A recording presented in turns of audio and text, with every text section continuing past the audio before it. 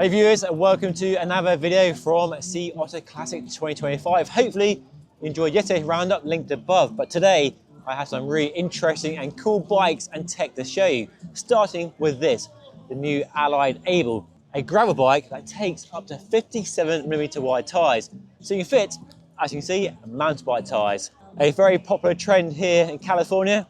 Is it a trend or a fad? Let me know by dropping a comment down below, but let's speak to the boss of the company to find out some more about this new bike. Yeah, so this is our new Able gravel bike. This is actually our just update of our original Able. And so basically it's a really rowdy gravel race bike. And so key features on this bike is we expanded the tire clearance to fit up to a 57mm wide tire or 2.25. And we were able to do that and still retain a pretty race friendly geometry. So it's still nimble, pretty quick, really stiff frame that feels nice and snappy. Also just able to really eat up rough roads and single track and really have a lot of fun. So it's been an exciting product to work on, and we worked really closely with our pro athletes to actually develop this. So we had an idea what we wanted to accomplish with this bike, but our athletes really pushed us to keep going just a little bit further to get it to the sweet spot, and this is the result. And the tire clearance on the old bike was 47. This was now... Yeah, so the old bike was 45 rear and 55 front. So now this is 57mm front and rear. So what have you done to the frame and fork to increase tire clearance? Yeah. So on the front end, I mean, it's not so complicated. Basically, what we had to do is bring the front end out. We didn't want to make the front end super slack just because it still is like a race bike. And our pros are racing in pack, at 25 miles per hour still. Yeah. So we didn't want to go too slack. So we just lengthened the top tube by 13mm. So that brought the front end far enough to get plenty of tire clearance. There's no toe overlap on any of the sizes, but it still feels tight and snappy enough for racing. And then on the rear end, obviously we had to bring the chainstay in super narrow. But we did have to make a couple compromises in that the bike is only one bike compatible. Okay. And it's only compatible with the wide drivetrain. So the new SRAM Explorer drivetrain or Shimano GRX one by drivetrain all has a wider chain line that fits with this. So we can get up to a 50mm chain ring one by on this. And then obviously UDH compatible rear end. And the being one by only, that's just because the front neck takes up too much space. Down there. There was just no space to put the front, the front derailleur or mech. And quite frankly, it would limit your tire clearance with that. So we had to decide to get rid of it, to give us a little bit extra so we could go from a 55 to a 57. Have you had the length of the chainstays and the wheelbase to get? Yeah, so we lengthened the rear end of the bike a little bit, and not only just for the tire clearance, also basically to balance the bike out. So as we make the front end longer, the rear end longer needs to get balanced so your weight stays centered on the bike correctly. I know people like to talk about having super short chainstays all the time, but as your front center gets longer, your balance is going to get off on the bike if you don't increase the rear. Yeah. So for a bike like this made for endurance riding, we definitely want it to be very stable on the rough roads and take a little bit, no effort to handle. So that's why we balanced it out. You're at the limits of tire clearance on a bike like this without really severely compromising the handling in terms of toe overlap and getting really long. Yeah, to go more, you basically got to slacken the front end out. So you get a little bit more, another step into, more mountain bike geometry. And is it demand from customers for a bike with such wide tires, or you just seeing that trend and wanting to respond to it? And yeah, first it started, we saw it happening a little bit with our consumers, and honestly with the kind of riding, like where we're at in Northwest Arkansas, we have really rough roads. Okay. And we're known for creating a lot of punctures on the gravel. And we also have tons of single track, so we'd like to ride our gravel bikes on the trail. So it was a driver for us to do something just personally based on what we like to ride. But then also our pros were needing more tire clearance just because the speed of the races is getting higher, which actually means that the visibility is less and they need more tire basically to keep from puncturing and crashing on the course. You can, of course, run a narrow tire. You can put 40 or 45. Yeah, absolutely. So the geometry is optimized for a 45mm to 57. And what's your view on the tyre size trend? I mean, clearly you've Yeah. embraced wide tyre. Do you see it being the future for gravel bikes, or a niche course dependent thing? No, I think it's the future for gravel bikes. So when we started going down this path, we were looking at like 50s and 55s. And the thing is that the gravel tires in that size to be puncture resistant, they're just getting like thicker and thicker rubber casings and getting really heavy. Yeah. They don't ride that great, and they're not really good on the rolling resistance test. So, we're looking at the tires available in the gravel market with our pros, and we're like, there's great tires like the Continental Race King that's just a little bit bigger, and the rolling resistance numbers are better than most of the gravel tires on the market. So I'm like, well, what if we tried a bigger tire that's got a lighter, thinner casing that can actually comply to the rocks more instead of just pushing them out of the way? And so that was the concept, and we've tested it. Our pro Payson, he raced 225s all last season on 170 TPI tires, had 0 flats and 0 crashes. I personally, I've ridden at this point, thousands of miles on the Connie Race King and also the Schwalbe Thunderbird, and had 1 puncture in 12 months, which in our area is completely unheard of. So I think there's definitely something to it from that. And also the rolling resistance tests on these tires are faster than most of the gravel tests. Do you think this is the limit in terms of how wide you can go, or can we see them get wider? Where's the end game, I guess, for wide tires? Yeah, I think it really depends on the courses. So there's definitely a trade-off.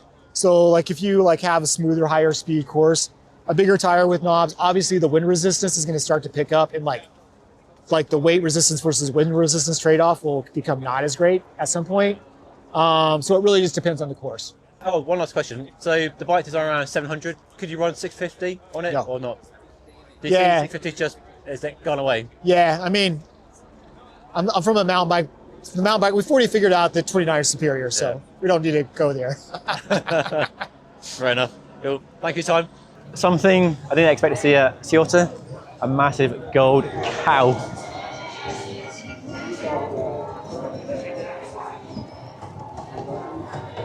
We actually have more than one. Hi.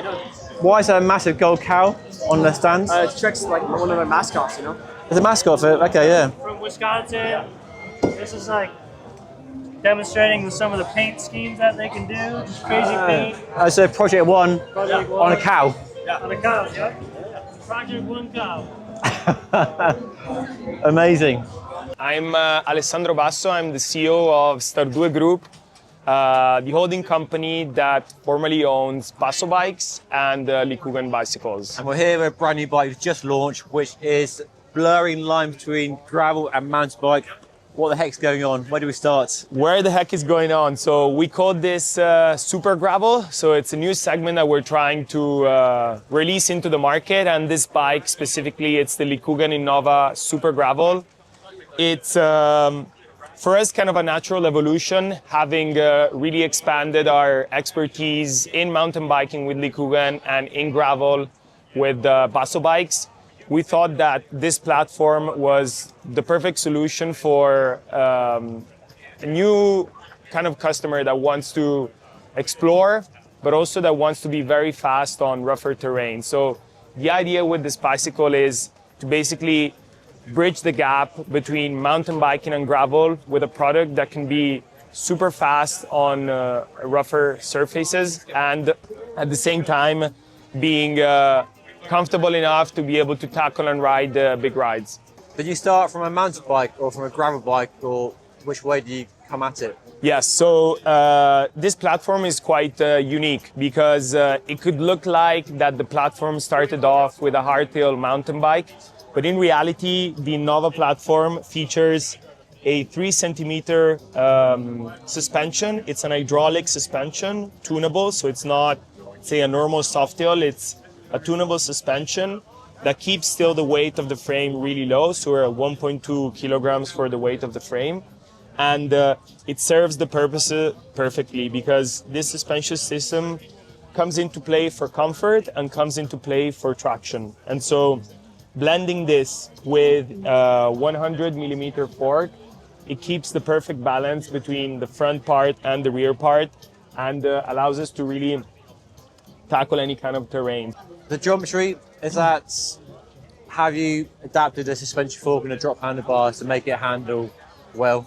So yeah, the geometry is leaning more towards a hardtail mountain bike. We wanted the fact that the bike behaved really well with a 100mm fork, and with that we had to kind of keep the geometry starting off from a hardtail.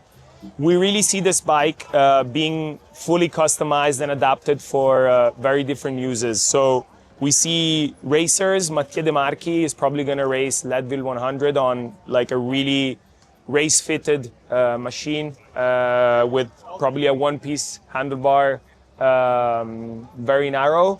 And then you see this configuration here that kind of stretches towards more the adventure part of riding. So more comfortable, wider handlebars, and yeah, it can serve really two purposes. Do you see it been the future of gravel bikes, or is it a very much a course-dependent style of bike? So, as we were talking, I'll give you my opinion as you know, I'm the CEO of the company, but I'm also very enthusiastic about this project. I was in the development from the beginning, and I really tried to drive and push it forward. From my point of view, it's not gonna, you know, take anything away from gravel, but I believe super gravel is something that I think a vast majority of riders that have done gravel are looking for, but they don't know that it exists. I don't know. The reality is that once you ride this bike, it kind of makes completely sense. So more than me kind of really trying to explain why we did it and the purpose, it's really getting somebody on it and having to ride it. That's when really this bike clicks and makes perfect sense. And super gravel, is that an actual term you're using? Yes, yes. So we believe that the segment is called Super Gravel, and this is the Nova Super Gravel. So I'm Sam Gross. I'm the brand manager at Ventum. And we have a brand new gravel bike. What's the story, what's the main talking points, and what's the improvements over the old bike? So this is our actual very first prototype that we've brought into the US, the very first that we've actually gotten to ride. It's not launched yet. We just got excited and brought it to Sea Otter because we wanted to show it off. New stuff that we can talk about on the bike is we've increased the tire clearance. We've given the head tube a little bit more aerodynamic tube shaping. We've shaved a little bit of weight off the bike. We've kind of moved towards a little bit more of a simple design ethos. That's kind of what we believe in, is like we try to make our bikes everything you need, nothing you don't. So we've taken the flip chips out of the front. Okay. So people weren't using them. That's what we found, is that people were just typically using them in the stock settings, and that's how we like to ride the bike too. So we just took it off. And tire clearance clearly is massive. What is the official status?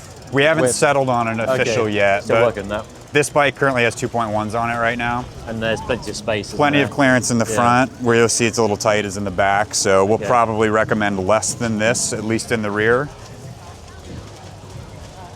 And you say more aero, just mainly around the head tube? Yeah, we've done a little bit of aero tube shaping in the front. It's a little bit deeper section than it previously was before.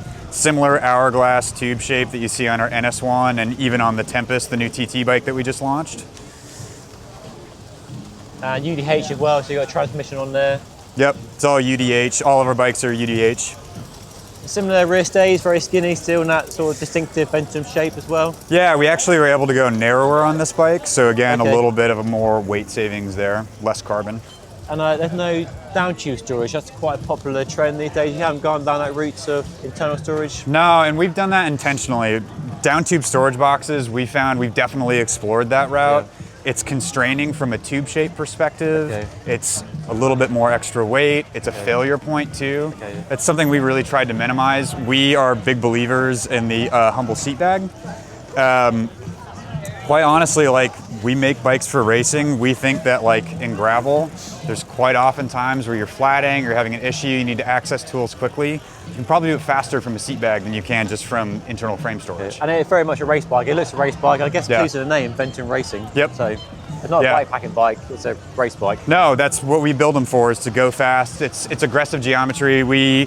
This bike, even though it's running bigger tires in the rear, we've still managed to keep our 420 mil chainstays. So the rear wheel's nice and tucked in. It's gonna handle really, really quickly. We've stuck with the same geometry that we've got on our current generation GS1. We really, really like it. Kind of what we've tried to do here is just make improvements on something we're already really, really happy with. And what's the timeline for release availability? Like TBC? Soon, Soon. very soon. And it's still called the GS1? Not Still called the GS1. Not GS3 or anything like that? No, we're sticking with GS1. Okay. This is just version 3 of it. It looks nice. And it's still 2x compatible. Still 2x compatible. It'll come with a cover over. It'll come with a braze-on mount, Yeah. or you can have a plastic cover.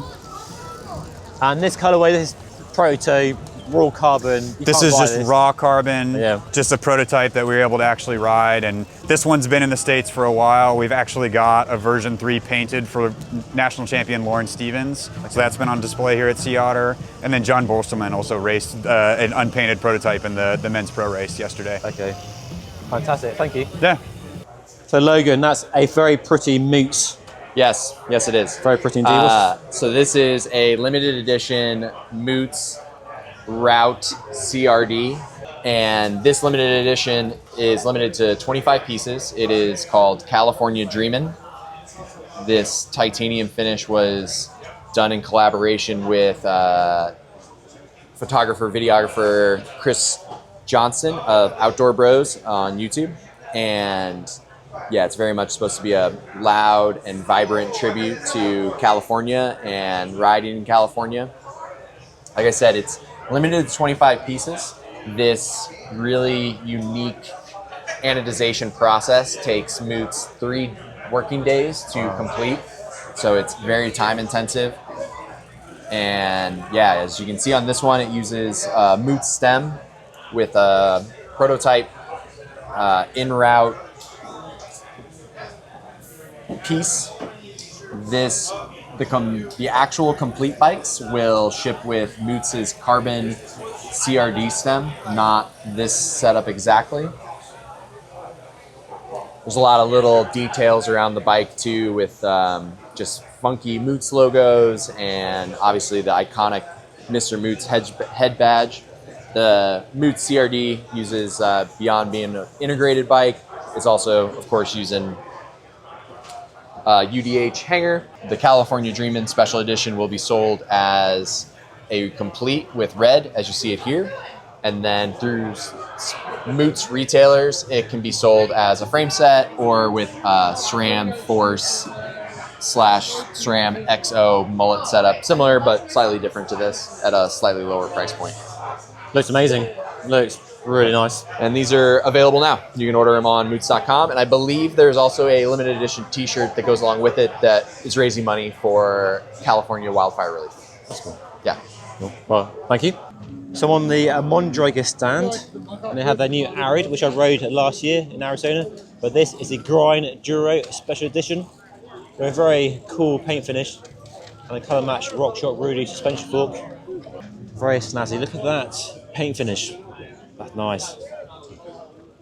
Colour match Paul seat post, and a Chris King clamp. That's really nice. Chris King hubs as well, colour matched. That is very, very nice indeed. And also, another detail to note, it's not made from carbon fibre. I don't recall them announcing an alloy version of the ARID last year in Arizona. Interesting. And that seat post is so cool. I'm Samantha Boone, marketing manager from Niner Bikes. And we have a brand new bike here. What's the story behind the bike? What's the main focus of this new bike here today? Yeah, this is the OR9 RDO, OR stands for Off-Road Explorer. So this is really our adventure, tackle anything in the gravelverse bike. So the OR RDO stands for carbon, full carbon. It's a little bit lighter weight than our RLT gravel bike, as well as we've increased the stiffness with the carbon on this one as too. longer wheelbase, longer top tube than the RLT and some more traditional gravel geometries. We've also slackened that head tube angle about 69 degrees. Fork rake right around 50. And it's also suspension corrected. You could slap up to 40 millimeters of front suspension on there. All of the cable routing is going to be internally routed, not through the headset, but that also gives you the ability to run a dropper post on this as well if you want to get really rowdy. So this is our mountain biker's gravel bike.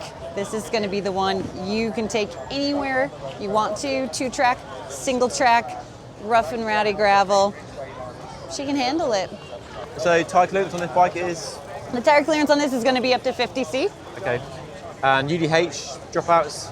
So Yes. future-proofed? UDH, so we have lots of folks who are really curious about running that mullet setup, as well as a T47 bottom bracket. So we moved away from our PF30.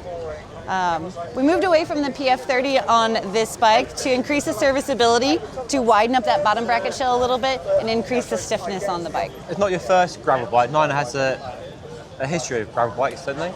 Absolutely. We were actually one of the first to come out with gravel, a really specific bike back in 2013. Back in 2013, so right at the beginning of gravel, really, then. Yes. Wow. So really at the forefront of that movement there, our RLT line still standing strong in steel, aluminum, and carbon, and it will continue to live alongside the ORC. Well, thank you for sharing with me. Absolutely. So I found a really cool product for storing your bikes in put more bikes in a smaller space, I guess, with less footprint. Yeah, so maximising the efficiency and maximising the space. And a company called Stash. Stash Products. UK company. UK company over in Sea Otter well, actually, we sell quite a lot of systems to the US. Okay. But yeah, just to promote both systems for workshops, but also for garages, home use. It can go anywhere. So if you've got a problem with too many bikes, but not enough room to store them, our system's the one to go. That's me. Okay, let's see a demonstration. Okay, so got your system here. So the hook is designed to not move when unloaded. So there's a little spring in there that sits up against the rail. So you're not going to chase the rail along. So you get your bike, pop onto its back wheel, hook it on, and then the brake is disengaged. So therefore you can then slide. The hook will allow you to fully rotate the bike as well. You need to. So to get the storage nice and tight, and bring it in, and then you can bring it nice and close as well. If you need to get the bike out in the middle, so we want to get that Mondraker out, slide the bikes out, slide the bike across, and then straight out. The trickiest bit is probably just lifting the bike up. Yeah, and to be honest, you kind of get used to just putting your knee underneath the saddle, Okay. and then just lift it up. Is there a weight limit with e-bikes? No, so each hook is rated to 30 kilos. Our standard rail is 100 kilos, and this is our freestanding unit, so no need to bolt it to a wall or ceiling. And this heavy-duty rail is rated to 200 kilos. So it's a freestanding unit, but you have ones that mount on a wall. Yeah, so our most popular systems are the ceiling-mounted and the wall-mounted system. So they use the same rail, the same mounting points, the only difference being that you've got the wall brackets for the wall system as well. So this would be a standard length that would fit 4 hooks. And it also has a joining connector as well. So with the joining connector, you can have an endless amount of rails. So that would take this rail, for instance, without this connector on it. It would sit into there, and then you can just keep going and going. Modular. So you can start with a small one. You can start with 4 bikes, and then the more bikes you buy, you can add more to it and more to it. So we could do the length of this car park, and this hook would go all the way to the ends because of this little gap on the joining connector as well. And that's all just aluminium. Yeah, all hydroformed. We're UK made, so we source in all of our materials from factories around 100 mile of our office in Abermule in Mid Wales. And then Elliot's the founder and designer, so we design, we assemble, and also we dispatch from the UK. Okay. And this is the hook, which is quite an interesting mechanism on its own as well. Yeah, so the way the hook works is when it's in the rail, so if I show you on this little prop, don't know if you can see in there, so the little braking system, which is this part here, sits up against the inside of the rail. As soon as you add weight to it, there's a little spring in there, and that disengages. So what that allows you to then do is, with that disengaged, that then allows you to slide and rotate. So the idea being that when you go to hang your bike up, if that was just loose, it would roll all the way down the rail. But actually, when you're trying to hook your bike on, you've maybe not quite got it on, then you can then hook it on. As soon as you've got the weight, it will then be able to slide. So it just makes loading and unloading your bike a little bit easier. That's a really clever bit, the hook mechanism, which doesn't seem like it on the surface, but up close, quite ingenious, but simple. Exactly. And then we also give you 2 spacers as well. So on each, this is what we call the hook trolley. So on each one, and these will have a screw that if you want to permanently lock them into place. So what this actually does is this, if I show you on this one, as your 2 hooks come together, so especially for mountain bikes with wider axles and forks, this will actually, that bumper will actually sit, so therefore your forks aren't going to touch as well or crash together. And you can add on, so if you add another bumper on this one, for instance, as those 2 come, you've got the perfect spacing for mountain bikes. If you're going to run road and gravel, you can get away with less spacers on there. And as your system grows, you can have a little bit more room as well to add the additional 1 extra hook, for instance, to make it up to the number that you want. And that helps stop the bikes crashing into each other, because it does seem like they could just swing around into each other. Yeah, so outside here, it's not the best idea because we didn't really design it for outside in the wind. But these will just allow, these haven't got spacers on, but these will just allow the bikes to sit next to each other. We also do these pedal protectors, these pedal wraps. Oh, that's nice. So we supply these as well. And what that does is, like this bike here, as you can see, if you forgot to put the pedal in the right place, that just allows it. So if it sits next to each other, then it's not going to do any damage to your frame or anything like that. It's a pretty unique product, isn't it? There are lots of rack systems out there, but none with the convenience of there's lots of really slide and a rail. There's lots of really good storage out there, but the problem is you're always fixed to either it's dictated by either the stud width or the fact that some companies will lean, all that kind of stuff, but there's no way of actually being able to condense all those bikes down and then be able to open that range out again. So it was actually Elliot he's in cycling, he's a design engineer by trade, and then actually just decided that he's had a problem with his bikes. He had too many bikes, not enough storage. His actually went over a door as well. So a couple of prototypes and playing around with it, and then came up with this. So therefore, like with that situation with a door, he could have the rail going right along the ceiling, spread the bikes out over the door when it's closed, but when the door's in use, he could then bring all those bikes together as well. That's clever. Yeah. Very clever. So everyone's got probably far too many bikes and not enough room. So this just allows you, and because it can either, like in the UK, we sell a lot of ceiling systems because we've got lower ceiling heights. US, it's a bit more on the wall systems. But the nice thing is, it just sits nice and flush to the ceiling. Yeah. And again, it just changes the way that you organise. We want to make it so getting your bike out is an enjoyment, not a chore. And a lot of people just have them lent up against the wall. You have to take 2 or 3 out of the way to get the one you want for that particular day. With this system, they can all be racked nicely and tidily, minimises damage and also organised. So if you want to grab your XC hardtail out, for instance, or you want to grab your gravel bike out one day, just move the ones you don't want. We also do a cool little feature we do is a little double hook as well. So this can be for kids' bikes as well, but this double hook allows you to actually hang wheels as well and use the Optimum. So it's actually this little system here. So you'd hang the one single wheel on, hang that on, and then that like that, and then you can store wheels, which wheels are inevitably always an issue to store. But we can do that with kids' bikes as well. So if you've got little push bikes or anything like that, then you can just hang it and do the same. You can hang that from the bottom wheel and come down. So. I noticed on the end you've got a work stand. Yeah, so kind of on our freestanding unit, we kind of designed this for people that didn't want to screw into the wall or ceiling. So it's a fully self-supporting unit, but also at the end of it, you can double up as a work stand. So we've actually done the holes. So this is a park work stand, and we made our own little tool tray. This has little bolt-on options for Allen keys and stuff as well. So you can mount it either full on, or you can mount it onto the side as well. But just utilize that space. And actually, we've had a couple of bike shops this weekend actually saying that they quite like this as a working area for a mechanic. So he has all his bikes to service for the day. That's clever. And then he can work off it from here as well. So available UK, US, worldwide? Worldwide, yeah. So we can ship anywhere in the world. Like I say, we're UK, so we do free UK shipping off our website. And then also for US, so US, we can normally get it here within 3 to 5 days.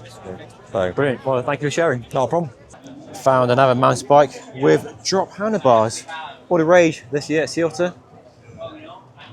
Very short Thompson stem, MRP fork. Really nice frame though.